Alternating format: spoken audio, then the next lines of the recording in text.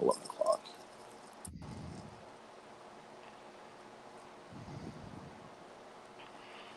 Go. All right, we're live now, and I'll get links for you guys so you can share them out if you want.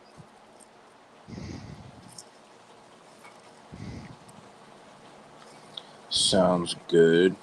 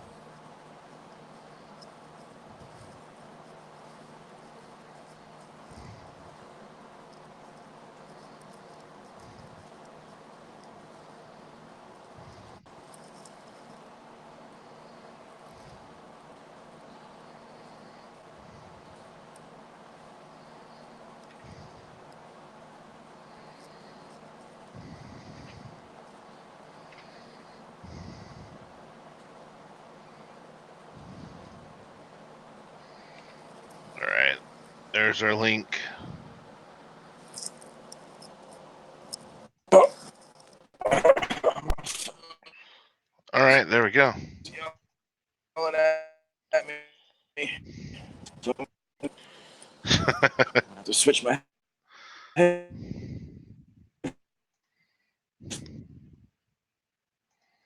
And Jesus.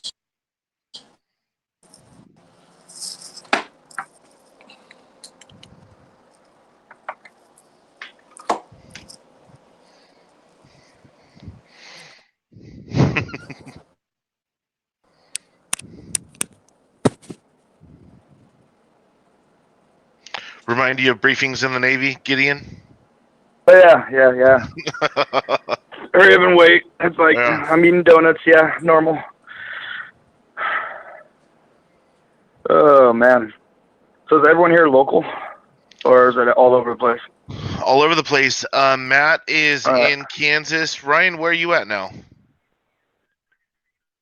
Kentucky. Kentucky. Whew. Yep. Oof. I lived there a year. I don't think I'm allowed back in the state. I was here 14 years ago. I went to Fort Knox, but haven't been back since.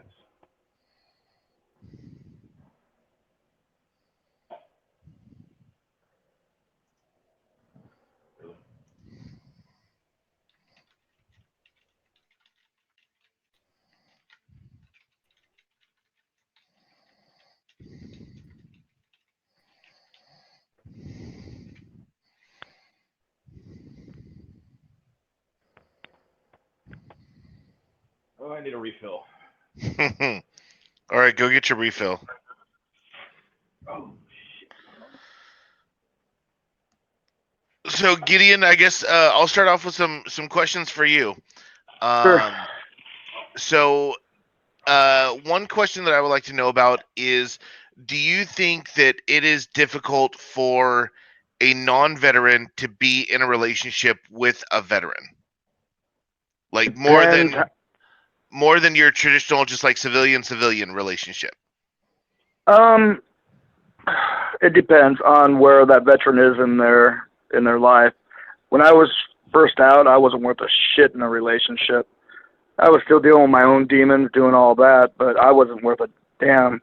Now I'm in my 40s, and I've got help with my problems, and issues, and health issues a lot, and not as bitter as I used to be. So I think I'm a lot better and can deal with things a lot better.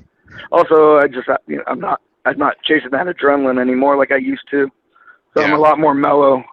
So I think it's a lot easier for me now than I was when I first got out. But I think everyone's different. Yeah. So, like, what were some?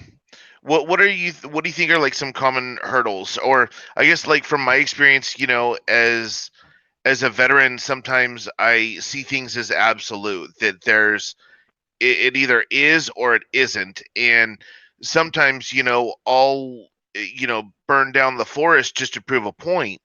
Um Yeah. Even though at the end of the day it does me no good. It does, the rest of whatever situation Oh, I'm in no good. But some it's kind of like, the old adage of, as a married man, you can either be happy or you can be right, but never both at the same time.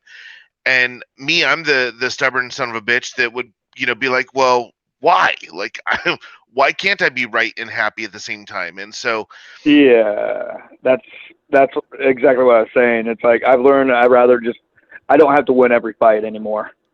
yeah, It's like I've learned, and it's like it's like I get, you've known me a long time. It's like, man, younger, even not even that long ago, I'd get frustrated at everything because it's yeah, not done right, especially yeah, work wise. It's like working with a bunch of kids that have no work ethic, that don't get it, that don't put in half the effort, don't take pride in what they do, and Ryan that and I just were just talking pissed. about that.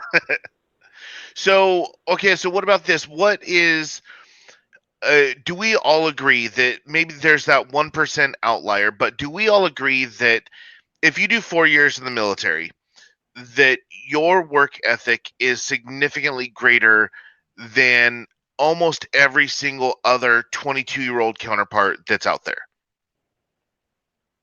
I'd say a majority, yes, but also I've seen a lot of dirtbags that made it through their 4 years and weren't worth a shit either. So I Right. mean, I think it comes, it's like, well, that's a lot of things. I see civilians, they don't understand us and our culture. Military's got a lot of shitbags that made it through and got out and are veterans. Just because Yeah. you're a veteran doesn't mean you're squared away. And thank you for your service and all this shit. No, I've seen a lot of shitbags that got out. Yeah. But I mean, I do agree that if you make it through your 4 years, there's a better chance that you can deal with better. You have a better work ethic, and and are a better worker. It's not always the case, but yeah, I think you're prepared. You have the ability to be. Yeah. Yeah. So, Ryan, the question that I asked Gideon was, is it more difficult uh, for a non-veteran to be in a relationship with with a veteran than if they were in a relationship with another non-veteran? Uh, I mean, like your boy was saying, I definitely think it can be. Um, on one hand, you have the personal stuff, and on the other hand, you have just the difference in culture and difference in personality and difference in how you approach things. So like, um, when I first got out, like he said, I wasn't worth shit. I mean, I wasn't a bad guy. I wasn't a bad guy. I wasn't cheating on girls. I wasn't beating on them or nothing. But No, I didn't know how to be in a fucking relationship. I didn't know what a relationship was. Like I didn't yeah, know I think Right. what it's up until being that point. not being a nice guy. Yeah, like up until that point, the only commitment that I had ever known in my life was being in the army. And Yeah, so Right. I didn't know shit about nothing, and I had to learn that lesson the hard way. And I can look back on some of the relationships that I tried to have, and again, I wasn't mean or like a bad guy, but I was definitely not what's the word? I was not capable of being in a relationship, and it took me years to figure out why. And then on the flip side of that, um, I still have a lot of the mentality that I learned simply because that's the shit that has, even after the army, gotten me through so much. Like Right. if I didn't have that mentality, I would not have survived some of the things I've survived in the yeah, intervening years. And so it's real difficult for people who have not been there and have not had to have that mentality. It's real difficult for them to understand it. And so some people are real good at being understanding without having to understand all the details. You Sure. know, some people can just be like, hey, this is who you are. I don't need to understand exactly why you are that way. I just need to be able to accept that that's who you are. Yeah. And then there's people who cannot accept that. Yeah. I'm still, the jury's still out on my last attempt at a relationship. We were polar opposites. I am not very emotional, and she is all emotion. So I have the attitude, here's this issue that I have to deal with. I'm gonna fucking deal with it, and I'm gonna get it over with. Right. That's not how she sees things. That's not how she approaches things at all. So we were constantly butting heads, and it wasn't like, you know, either one person was particularly wrong. It's just when it comes to dating somebody that is in the military or was in the military, it can really boil down to simply a battle of mentality and personality, and Yeah. sometimes they just don't mix. Right. All right. Well, so how about this question here? I'm sure you'll both get it. So, or let me ask this before we go on. So, when we use the term Jody, is Mhm. Jody just people that are active duty that are left behind, or could it be any person filling the role?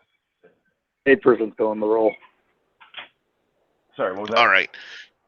The term Jody, is Yeah. it only the team member that couldn't be deployed that's left behind? Is that what we consider Jody, or is Jody anyone that really fills the role of filling your side of the bed when you're not at home? No, that's That's any fucking body. yeah, Okay, yeah. so Agreed. then let me ask you this. So talking about relationships, who is at fault, the Jody or the spouse? Us always. She's the one in Takes two. they're the ones in the commitment. And Ryan, your thoughts? It takes two. Yeah. Yeah. Okay. Like, All right. so Well, that was I'm a a little bit. quick one. I mean, that one. That let me there's a caveat to that. Sometimes the one in the committed relationship does not make it known that they are in a relationship. Exactly. I got caught up once. I was with this chick for like 2-3 months, and we're at her friend's house, and we're just kicking it. Like, we've known each other for a minute, and she lets it slip. She says, "My husband," and I was like, "Wait, you're what?" Your what? Oh, Yeah. jeez. Just went quiet, and Oh, they were like, "You mean?" Yeah, I'm still. It's like I may get mad. Well, you know me, I get mad at just about Like, anything for a few seconds at a time. But when it comes down to it, I didn't have a commitment with that dude. I have a commitment with her, and she's the one that broke that, that trust. And when yeah. it comes down to it, I'm going to hold her accountable. Because if I didn't, so it's like I could get things would end badly. So it's best just to end that and blame that person and be done with it. so All right. like So, oh, go for ahead, me, Ryan. if the person knowingly fucks with my or somebody's significant other, if they know that they're in a relationship and they still do it, then it's on both of them. Someone's And gonna nine catch times out, hands. yeah. Well, I mean, not even that. Like, you know what? If y'all want to fuck around, you ain't worth my time. You definitely ain't worth my fucking hands, because I ain't going to jail for nobody. Give him the hominy Yeah, bominy and a swat on the ass. Get the fuck out. yeah. Like, overall though, it takes two. Like, it takes two to fuck up. So Yeah, very true. Okay, so next question. This one, it's been a topic in the news pretty much, for a couple years now. But it's really, really gotten a lot more heat. So as far as transgender or gay people serving in the military, what are your thoughts on it? If they're willing to serve, they serve. I'll stand next to anyone that's willing to sign the paper and do their thing. I don't give a damn I ain't in there to, date or whatever. I don't give a shit what your orientation is. You're there to do the fucking job, do the fucking job. And I respect motherfucker that'll sign the paper and do the work than someone who doesn't. Ryan, your thoughts? I Did we mean, lose? Oh. we had we had gay and I know we that's had such a gay loaded question. I know. we had gay and transgender people fucking Yeah. standing right beside us before "Don't Ask, Don't Tell" got repealed. So Yeah. and we all fucking knew who they were, and as long as their Yeah. bullets went the same direction as mine, I don't give a shit. And Yeah. like they weren't pushing their shit on me, and I wasn't pushing my shit on them. Like it wasn't a fucking problem. Civilians that have the issue with it, not military. So let me Exactly. ask you guys this: have you ever been hit on by a gay man? Yeah. Like, overall. Well, yeah. Have you seen me? You can't blame them. Okay. I'm sexy. Do you take offense or do you take it as a compliment and be highly I take it as a complimented? compliment. Dude, I take it as a compliment. getting hit on by a gay guy is like the ultimate compliment because them niggas know the fucking. Absolutely. Thank you. Thank you. There are so Absolutely. many ass backwards homophobic rednecks that are in the area that Oh. Gideon and I are in.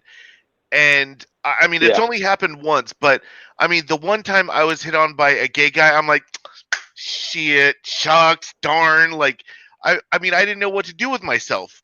And literally, I mean, the guy literally told me, he's like, if you weren't married, I would hit on you. And I'm like, damn. Thank you. Yeah, thank you. Yeah, so I don't know. I mean, and I mean, we've seen, other service members, other veterans that do take offense to it, but I think those are starting to slowly but surely become, the gross minority of people that are just so bigoted and Yeah. so narrow-minded. I mean, my opinion, like, so this goes into another topic that I want to talk about: women in combat. Yes. At what point do we draw the line and say that women can't serve in a certain combat role? Now you want to talk about a loaded question. This is one I've talked about and debated about, and you know me, I served with a lot of other foreign militaries. The mother of my son was Israeli Mossad. The only woman I met that could outdrink me, outfight me, outshoot me. It's not that women can't do well, the. Gideon, you were a SEAL. Yeah. You passed the hardest, most rigorous, test to become a warrior. And so, from your perspective, yeah. So, give me like your take. At what point do we as society, do we as our government, do we as our military say that a woman can't serve past this point? We shouldn't. I mean, honestly, we shouldn't. But the reason we do isn't for what people think. I hear people talk about it. Oh, women can't do this. Women can do that. Women can. I've seen it. I've seen it on the highest level. But the problem is, on a general level for a leg unit, it's the fact that the men aren't willing. The way our society has been raised to where how men look at women, it's the fact that men don't have the mentality to deal with it. For a simple fact, if a woman goes down over a guy, it's a different thing. Because we've been learned to take care of our wife, take care of our sister, take care of the women. So it's a lot harder for that. But at that time, that's something that us as men have to deal with, and that's our issues, and women shouldn't be punished for it. If they can do the damn job, they should, like I said, they should do the damn job. However, another thing I've seen in the military is the lowering of standards for women, which is bullshit, because that's doing them a disservice. If they need to do the job, they need to be able to do the job. Because you qualify at a lower standard when you go to combat, the combat standard ain't lowered, and you're putting their health and well-being in jeopardy. As long as they can do the job, that's the way it should be, and there shouldn't be anything that's discriminated against and closed to females or male. I mean, it should be open to anyone. As long as you can do the job, you should be able to do the fucking job. Your thoughts, Ryan? I mean, I would echo almost everything he said, with the addition that in terms of lowering standards, and I'm not gonna like go into specifics, but I know a lot of people that are part of a certain, some would consider elite group that runs a certain school, and there's all these articles. Oh, this is like the 12th female to go through this particular institution or whatever, and like I know a lot of the guys that work there and run that shit, and Mhm. from what is being heard from people on the ground, like yeah, standards have changed and been lowered, and that's not cool. Like I don't care if I don't care what you have between your legs, as long as you and I like do the same shit to get where we get. That's all that matters. Um, Yeah. and there's always the argument. Oh, so I don't like the argument that women shouldn't or can't be in combat because women all over the world, all throughout history, have proven otherwise. Yeah. However, people like to hold up Israel as one of the prime examples, and I would definitely agree with that. With the caveat being, uh, they've always been like that because Yeah. of the nature of where they live. So there wasn't Yeah. a like American women have not had to fight for their own, like in the combat sense. In the Right. combat sense, they haven't had to stand in line with everybody else and do the same thing as everybody else. Largely, they've been protected. Yes, over the course of American history, we have a handful of women who have snuck and done this and that and the other, and they've done great and wonderful things. But the average, ordinary American woman has not had to do that. They've been Right. protected and sheltered from that. So as it sits right now, the only reason I would say we're not ready or capable of it is because of the overall attitude and the way that we look at, at females. Absolutely. There has to be a shift in mentality. Yeah, mentality. There we go. That was what I was trying to get at. I mean, I know some IDF chicks, and I can tell you, like there may be like 5 chicks in the United States that can match up to the most average IDF chick I know, because from birth, this chick, from birth, these females have been exposed to that particular environment. Yeah. It wasn't a publicity stunt. It wasn't a social experiment. That's their life every day. Yeah. Every day of the week. Well, Exactly. as someone being from combat too, from a veteran point of view compared to civilians don't get what we are and what we do. It's not a physical thing we do. It's a mental thing we do. Exactly. To make it through buds and all that, you don't have to be in shape. You have to be mentally strong. Rocco on Rogan's podcast said it best. It's like he's a SEAL, and he said now that our training is online, and you see all the videos and what it is, we have a whole new generation of in shape quitters. Yeah. Mm-hmm. Yeah. And that's what it is. Women can do the job, and you can argue the physicality between men and women. That's a moot point because there is a difference there. But when it comes down to doing the job that we do as warriors, it's 90% mental. Yeah. Yeah, absolutely. And a lot of civilians don't get that. No, they don't. I had a real good friend that I grew up with, and she lived right next door to me. We used to get in so much trouble together.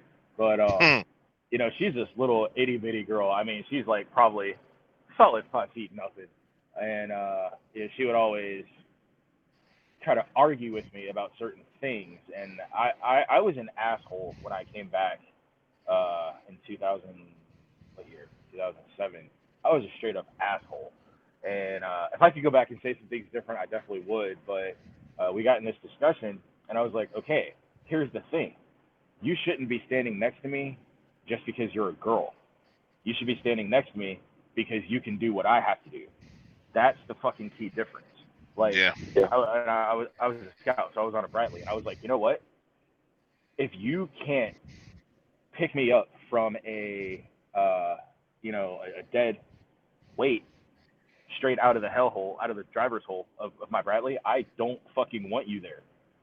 Every person, I don't care if it's a guy or a girl, every person that is with me can do that. If you can't do that, I don't want you there. Whether or not you're a girl or a guy, it doesn't fucking matter. and she couldn't understand the differentiation between following the same standard and just being there because you think you should because you're a girl. And I think a lot of the issue centers around that. So a lot of civilians have the idea that the military is pushing back on this, and we're not. What they think is that I'm a female, so I should automatically be allowed to be there. I don't give a shit what you have between your legs. If you can't do what I need you to do when I need you to do it, you don't belong there, period. Yeah, there's no free meals. All right, so not talking about specialized units. We're talking about the people that just scored a 40 on their ASVAB, enough to get into any branch of them, or to get into the National Guard. Well, we'll just say that. Fair enough. Yeah. So, co-ed units, good idea or a bad idea? Again, it's all about the mentality. Yeah. Yeah. I don't see it being a bad thing, but... What if we had all-female units? Can they do the job? Well, so as someone that was raised by women, they eventually got into the same cycle, which was not fun for me growing up at all. Not at all. Not at all. Not at all.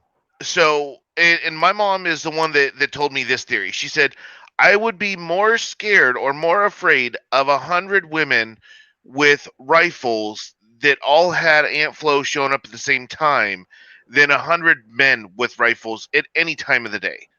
Can't argue that. And so, so I mean, that's, although like in my experiences, the times where I saw men and women commingle within a unit, the morale went down, the military bearing went down, and it generated to just, for those that are old enough to drink, it was college, and for those that weren't old enough to drink, they still acted like they were college. And those that were old enough to buy or drink were buying it for the underage people just to curry favor. And so for me, like, I don't, unless someone can show me a co-ed unit that operates at, total efficiency, then I will probably forever be against co-ed units, because the few times that I saw them, they were utter shit shows, and all it was an all-in-all sword fight, because it was, more men than females, and so all it was just a sword fight on a daily basis, and no one got anything done. And that comes down to your fucking leadership. Yeah. And not setting the right mentality and setting the right tone. Leadership should squash that shit out right a fucking way. See, in the higher, we don't have that where I'm at. It's like the job's first, period. I don't give a shit. I mean, when we ain't on the job, we're the biggest fuck-ups on the world, but we're earned that right. But when it comes down to doing the goddamn job, we do the goddamn job, and there ain't none better. And nothing gets in the way of the job. And that's all leadership. If your leadership is letting that shit happen, that it's a failure from the top down. Yeah. That shit, when you're upper enlisted, you're higher enlisted, and your officers see that shit, they squash that shit and make sure and fucking drill the shit out of them, make their life hell, and make sure that the next person won't even ever fucking think about that. To where they're too tired to think about hormones. Exactly. That's just a breakdown in leadership, which happens a lot in all aspects of the military. I mean, not just that aspect. I mean, there's always the dirtbag units on a lower level. I mean, until you get into the higher, Delta, SEALs, MARSOC, all those guys, I mean, that's a different world. But you're talking regular military, I've seen squared away leg units because they have great leadership. And it doesn't matter who you put in there. But I've seen the most fucked up, it could be all guys, but you let them fuck up, they're going to fuck up. You got to remember, these are kids. It's like the majority of the people coming in the military, what people don't understand, they see these movies, and they're always, older guys playing these things. These are fucking kids. These are 18, 19-year-old kids who ain't even responsible enough to have a beer in their country, according to their country. Right. But you're putting them in the worst fucking situations ever and expect them to be something they're not. Yeah. And they can do it, but you need the older people to step in and show them how to do that. Yeah. For the All right. Well, I record, got. Oh, go ahead, Ryan. For the record, I did drink underage, and I can say for a fact, Everyone drank underage. 18-year-olds are not, American 18-year-olds are not mature enough to fucking drink. No. No, that's for damn sure. Damn sure. But All right, no, well, like, I got. he's right. It all comes down to fucking leadership. I mean, there's a lot of changes that our military could make that would be fucking awesome, and that would still get the job done.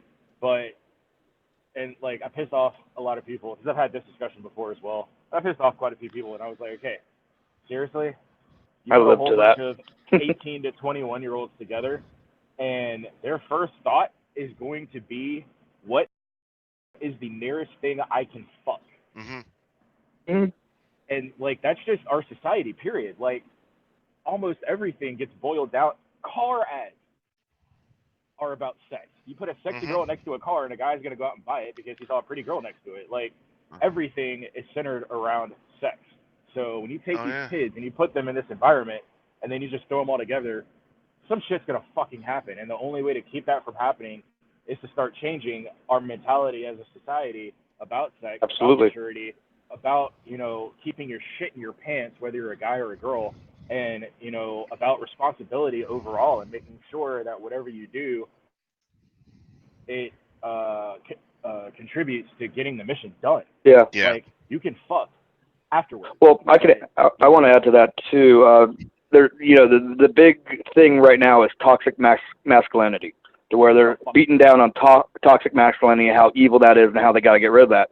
However, instead of getting rid of it, let's redefine what masculinity is.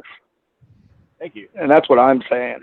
And that it's like, masculinity is not the problem. It's the bullshit that people define it as it is. Yeah. Get rid of the toxic part. Leave the masculinity. Yeah. Let's teach our boys to be men, and that comes down in the family thing. And then that's another problem, is the breakdown of the family structure. Yeah. Well, yeah. I mean, chivalry. I could talk that conversation all day. Well, yeah. I mean, we're in California, and I can't tell you how many times. I mean, I was raised between how I was raised up in the military, that if I don't know your name, both proper or last name, I'm going to call you sir or ma'am. And it's part of respect, and it's also just, it was ingrained in me. And so opening a door for someone, or if I'm walking into the grocery store and I see someone pushing an empty cart, I'm going to say, hey, would you like me to take that for you? And just all these things that I was taught as a young man, in all these ways that I was taught to be a gentleman, are now seen as sexist. I'm like, I'm opening a goddamn door for you. Like, all you got to do is be like, no thanks, I got it. Okay, I'll walk my happy ass in the door. But like, just to stop and tell me that I'm a sexist man for holding open a door because in my psyche that I think you're too weak to open up the door, I can't jive with that whatsoever. If even if it's simple as, so like when I was in San Diego, and this was after 9/11 happened, and once we get done with this, I want to talk about 9/11 before we get done. Sure. More often than not, I would almost always be the sober driver, just because I knew that the rest of my counterparts didn't have the willpower to not drink. And so I could easily drink soda all night long. I had no problem with it. But if I saw a female at the bar by herself, I would go up and say, hey, can I buy you a drink? I see you're by yourself. And almost every goddamn time, I was met with the response of one way or another of, well, just because you're buying me a drink doesn't mean I'm going to go home with you. And I'm like, and so me being the smart ass that I am, I would retort every single time with, okay, I guess you're not going to get a chance to meet the only man in the world that can lick his eyebrows and breathe through his ears. And I'd walk away. And half of them would be offended by it. The other half would get this weird, contorted, confused look. And then a half hour later, they would come back over and be like, hey, I'll take that drink after all. I'm like, fuck you. No. Yeah. No. No, I was trying to be a gentleman, and you automatically thought that I was an asshole. So guess what? I'm going to play that part. So you're welcome. You were right after all. And instead, like, I mean, that's one of the things I loved about Australia is, Oh, I mean, I love Australia. Australian men are stupid. I mean, let's get that Oh, straight. they're idiots. Because, I mean, For the their most part. priorities are football, then drinking, then fighting, and then chasing after females. And Well, you know why? Because there's 8 women to every guy. They don't have to. that's a poverty mindset to me. Because if I'm a single man in Australia, then I can either go, look, I've got the pick of the litter, or hey, maybe like if they're down for having multiples, then hey, let's see what kind of party we can have. All that aside, I could go up to a female in Australia and just simply offer to buy her a drink and have conversation. That's it. And like there was nothing expected from there. It was, hey, let's have a conversation and see where it goes. And I don't know. Maybe I think a lot of stateside women could learn how Australian women operate, but that's a whole different story. Australian women, they're so more bold and and confident that they'll come over and buy you a drink and start talking to you. That's one thing I loved about Australia. I mean, there are a lot of strong, two of the independent women there. Ugliest men I have ever met in my entire life. I mean, uglier than me? Like you are like Miss America beautiful next to them, Gideon. Damn. They got picked up in Australia. Oh yeah. So. If you can't get laid in Australia, just give it up. I mean, that's just right. Yeah. Yeah. So Gideon, I'm going to ask you because the last thing I want to talk about is, Gideon, have you either read the book Ender's Game or seen the movie? Oh, of course, both. Great. Read the books, read all the books, and saw the movie. Perfect. So obviously 5 days ago was the 18th anniversary of 9/11. I know I was in the middle of the Pacific Ocean when it happened. And so all of us, being fans of Ender's Game, Ryan, you posted about this on Facebook the other day. So that's why I really want to talk about this. In Ender's Game, there were 2 different events where he was being bullied and he beat the ever-loving dog shit out of the kids that were bullying him, and in such a cold, ruthless, and calculated manner. And when he was asked by the general when he was up in space doing his training, and he ended up killing the kid, and the general asked him, why were you so brutal? And he said, because I wanted to not only end this fight, but prevent others from happening in the future. Yeah. In relation to 9/11, how far should we have gone? So are we all in agreement that this war has gone on too long? Oh, God. Far too long. Okay. Well, and the thing is, I'll take it even farther. It's like, can we pick a fight with the right people? I mean, the people that we should be fighting are protected. So what would have happened if we would have gone into essentially, I mean, we're talking about Iran, Iraq, a little bit of Turkey, a little bit of Egypt. I mean, So, I mean, what if we would have just gone over there and just, spent every missile that the Air Force, the Navy, and the Marine Corps and the Army had? I mean, would we have been? It would have made the situation worse. Okay.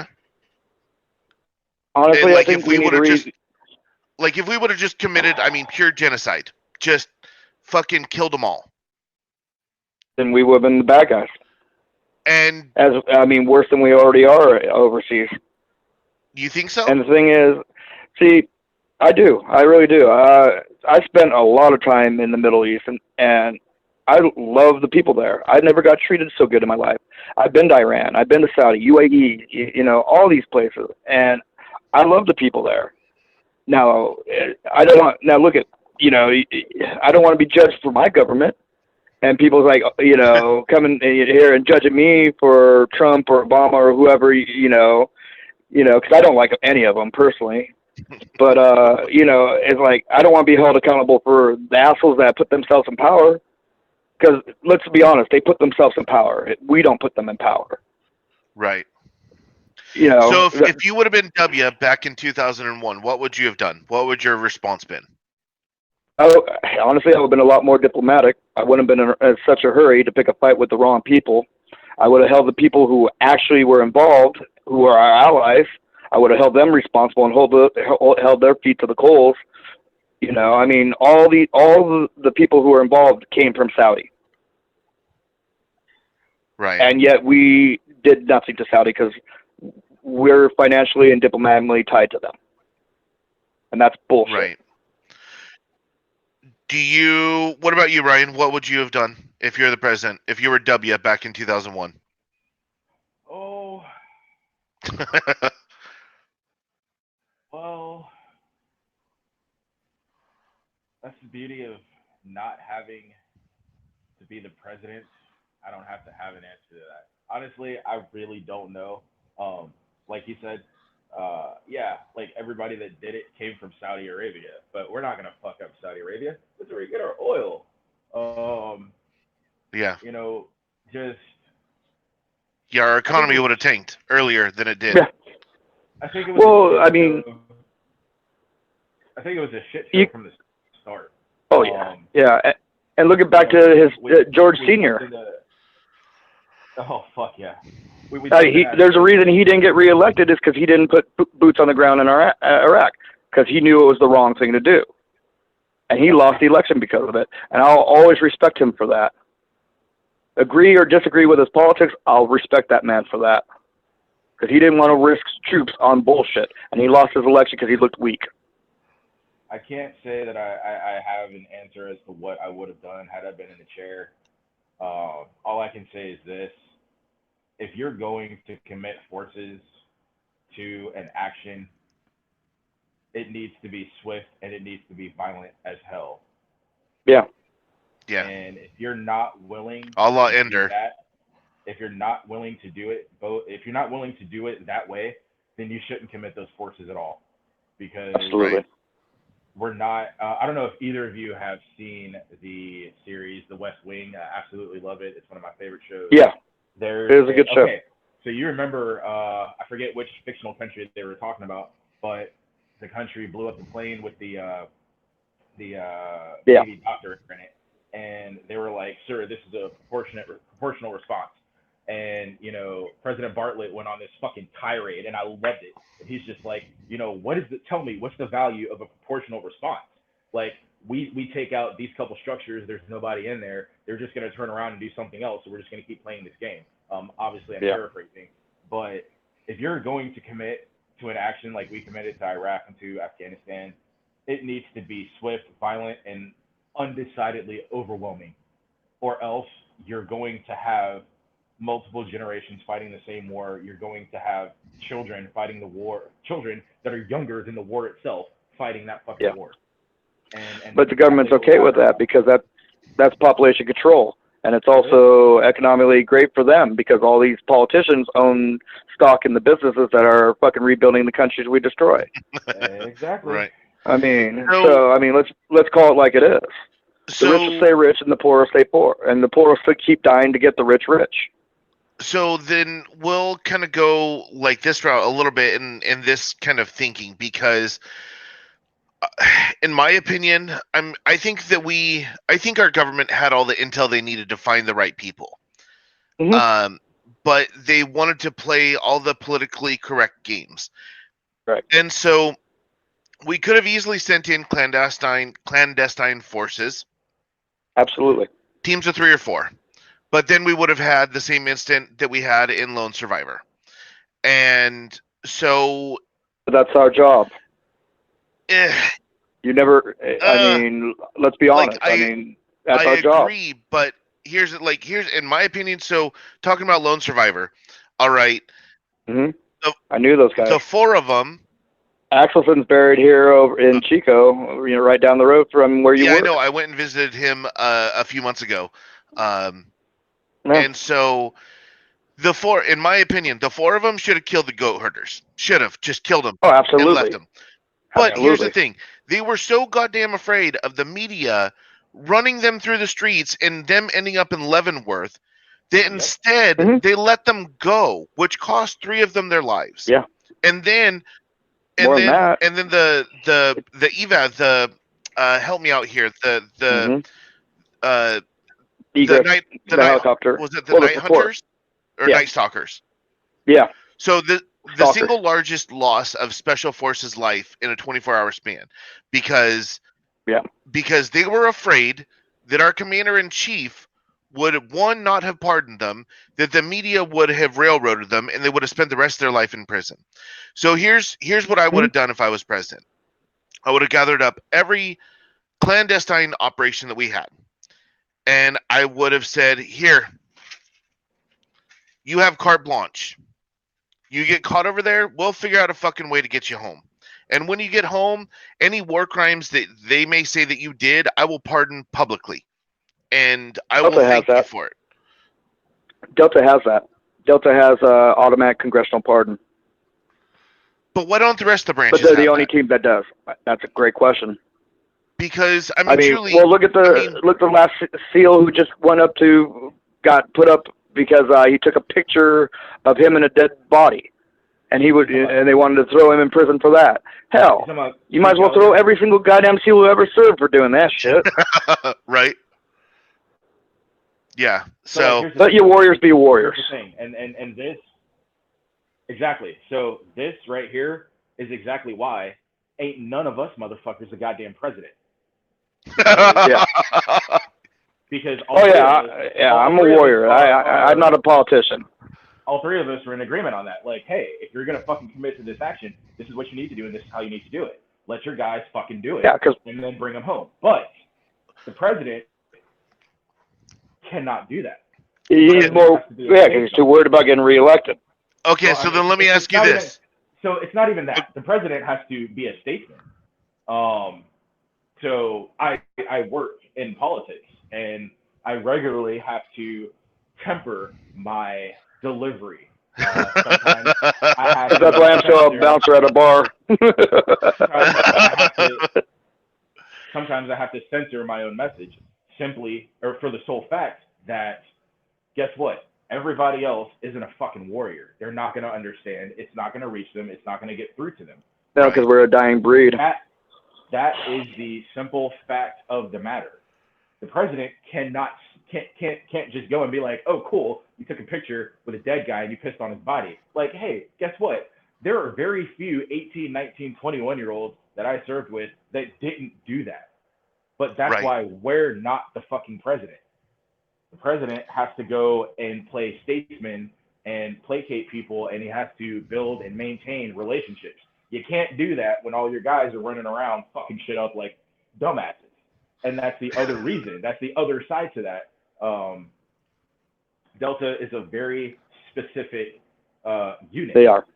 You can't just give carte blanche to all these other units and be like, okay, have at it. Why? Because, like we all are very keenly aware, somebody is going to fuck it up, and we're all going to yell, this is why we can't have nice things. Yeah, I'm that guy. I mean, I'm the reason no one can have nice things in the military. I admit it. So I'm from, Hampton Roads. That's where I was raised. So much that there's a huge SEAL community out there. Yep. And like 3 or 4 of the teams that are in trouble and making the biggest noise for being in trouble are all out there. Like, yeah, it's funny when I read through this stuff because like I know some of these people, and I'm just like, you know what? I've seen that, so okay, that makes sense. And the I forget. Oh shit! I saw the stuff that didn't get the news. the admiral that's in charge of what is it, Naval Special Warfare? He just came down with a whole Comfort Round 3, and he came down hard, and so it's interesting watching that because he removed the CEO of Team 3.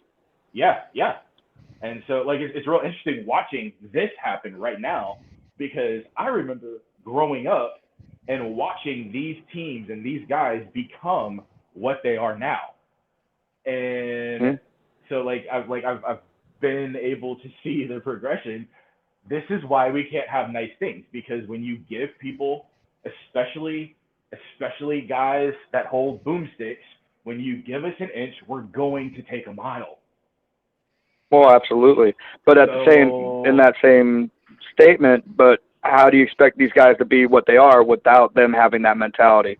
Well, that is entirely dependent on, as you said before, on leadership. We don't have the right leadership in the military anymore. Previously, we had leadership that knew how to let these guys loose and do their fucking job and then rein them back in. Yeah. We don't have that anymore. Nope. So what we have now is a whole bunch of fucking brass and people with shiny shit that don't know how to fucking lead. They spent the majority of their careers in fucking war colleges and institutions and fucking conferences. And I spent some time up at the Army War College with a contractor, and like, dude, it's all about the fucking coffee and about making yourself look good. And it's a fucking shame because out of all the people, with us, it's all about the PowerPoint. It is. And we have lost the ability. America used to be incredibly renowned for its ability to go somewhere, fuck it up, and leave. And we have lost our ability to fuck shit up the right way and then exit the right way. We have lost that. We've lost the leadership. We've lost the MacArthurs and the Pattons, and even Patton had to be reined in. We've lost the Eisenhower. Oh, God, yeah, because he was a warrior. He was. MacArthur was a warrior, and at the same time, he was a statesman. You know, like, we've lost leaders who were multifaceted and knew how and when to do certain things. Because they don't want to play the political game. And it's funny now because the Army is just now realizing that we've lost that capability. They technically redesigned boot camp, and their redesign is exactly what I had however many years ago. It hasn't been redesigned. They just had to go back to the old school shit because all the new bullshit wasn't working. They're not making warriors. They're not making leaders. They're not making soldiers.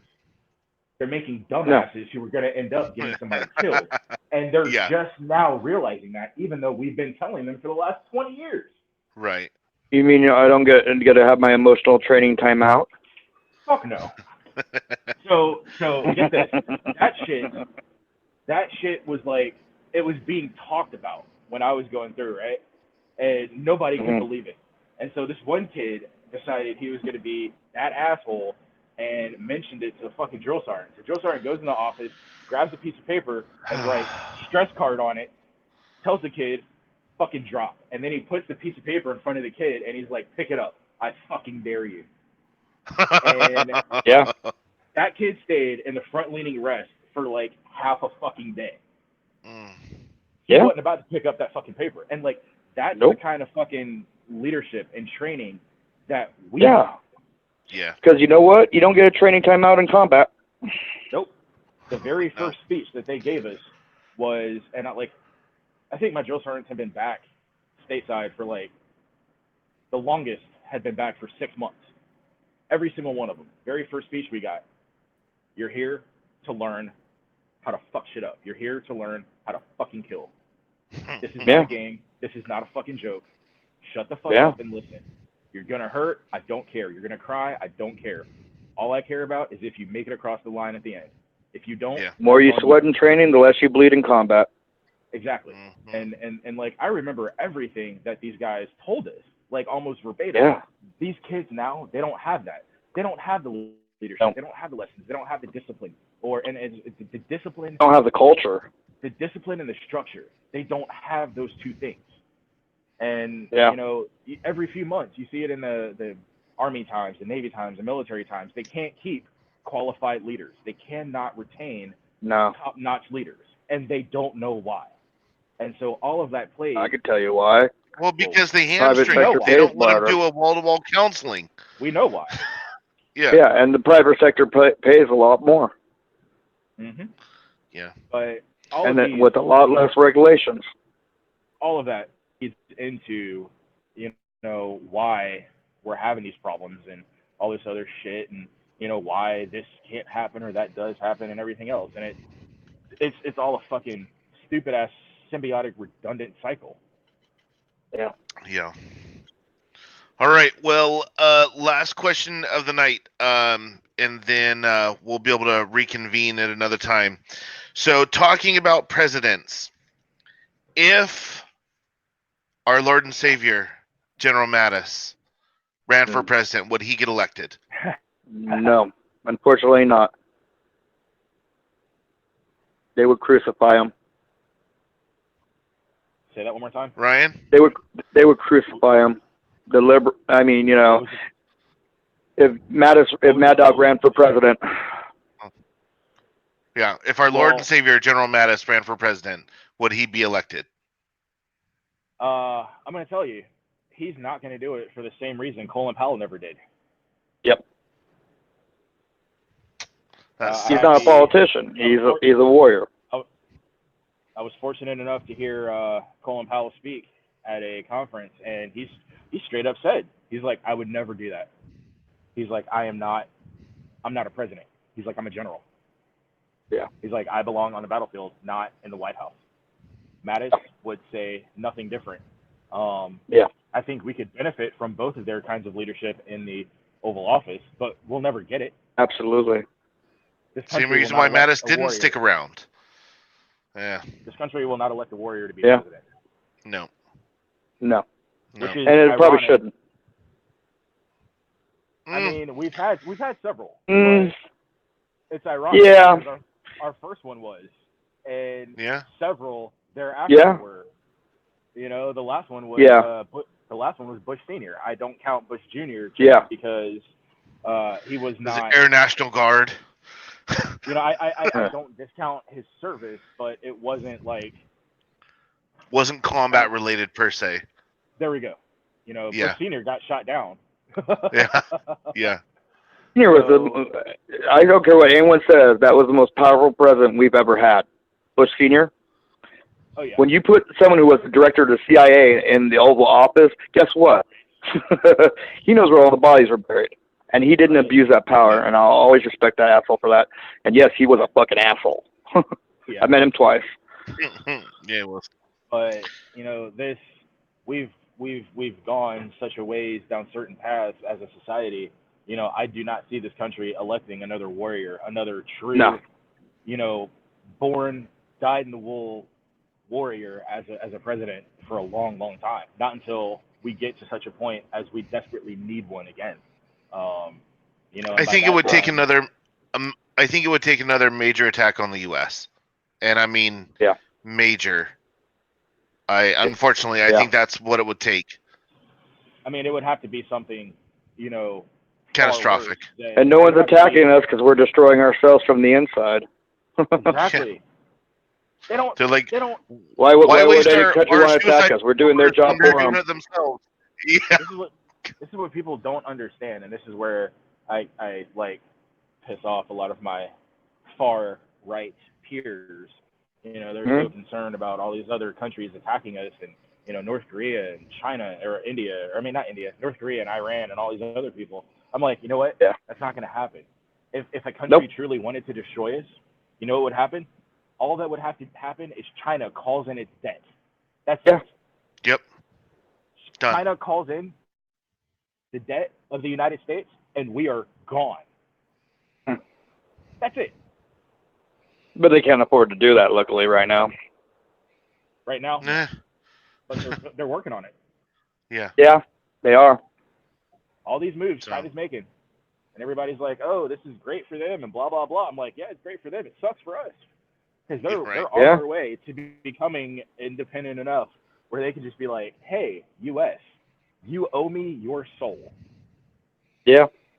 So with what we're doing to ourselves and with what they're doing with themselves, like it's not gonna be a blood in the streets kind of war. It's gonna be a cyber war. No. It's gonna be an economic Absolutely. war. And they're just gonna starve us out. Yeah. But we're too worried about football players taking a knee at a football game. We can talk about that another time. You know what? We're gonna put that on the agenda for next week. So, Okay. so I know I want to thank Gideon. Thank you for joining us, Ryan. Thank you for coming on again, man. Anytime, brother. Hopefully we can keep doing this, and if we can get a few of us next week. There's a few things I definitely would like to talk about. We can talk about Colin Kaepernick. But one thing I think a lot of civilians don't understand is how the military has to deal with rules of engagement. So I want to talk about that. Want to talk about the VA. Absolutely. Ugh. I want to talk about the dysfunctional veterans fan page and whether it's a good thing or bad thing for veterans. And then want to talk about Matt Best and Derek Whita. I think they're worth talking about.